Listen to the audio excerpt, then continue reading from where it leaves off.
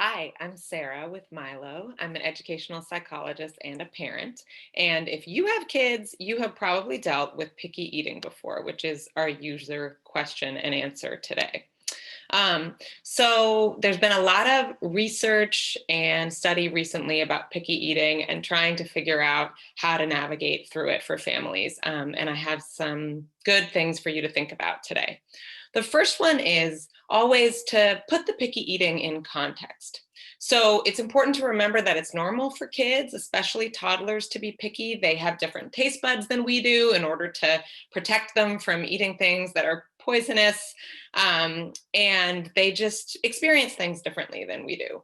The other thing is to think about what's the reason for their picky eating. Is it sensory? They don't like the feel of things. They just don't like the taste. Is it anxiety related? Is it just a power struggle issue between the two of you, which eating really can be? And then also to kind of take the long view and remember that, except in extreme cases, they will probably grow out of it. It's not likely to affect their weight or their health as adults. So you're really trying to think about how to make eating enjoyable and peaceful for everyone. With that in mind, there's something you can try called division of responsibility. It's a strategy developed by a woman named Ellen Satter, and you can look up more about it. But basically, it's the idea that parents control the when, where, and what of meals, and kids control whether they eat and how much. So again, this is a long game where you're helping kids understand how to trust themselves and whether they're hungry and what they want to eat. And you're also learning to trust your child so they develop a healthy relationship with food naturally. And it can just be helpful as a parent to think about, like, this is my domain. I can be in charge of this. I can decide what to put on the table. And after that, I have to just let them be. The third thing, in terms of just kind of getting more variety, is to keep offering food. So you can get discouraged. I get discouraged, like, I'm never going to cook for you again. But continue to put a variety of foods on the table.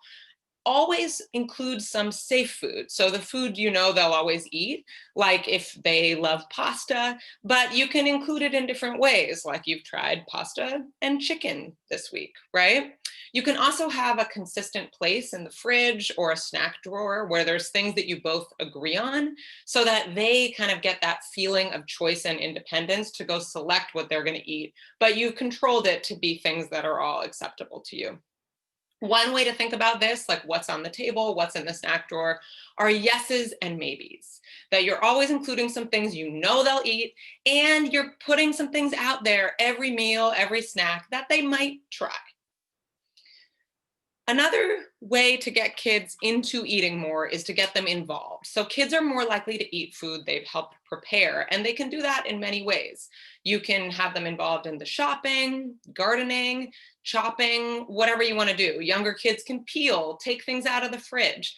The idea is to have them connected to the food rather than having it appear magically and suddenly at the table to kind of assault them. I use these tools with my kids. You can get them at lots of places online, and they're actually, like, they work, but they're safe. The last thing is just to remember to come back to that context and to ease up on the pressure. So kids really sense when we are pressuring them to do something, and their natural instinct is to push against that. So we want to make sure that we're staying calm at meal times. We're giving them that message that we love them and accept them whether they eat or not.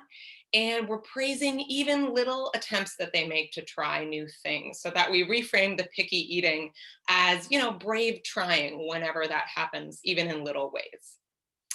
Thank you for listening. I hope this is helpful. Good luck with your eaters.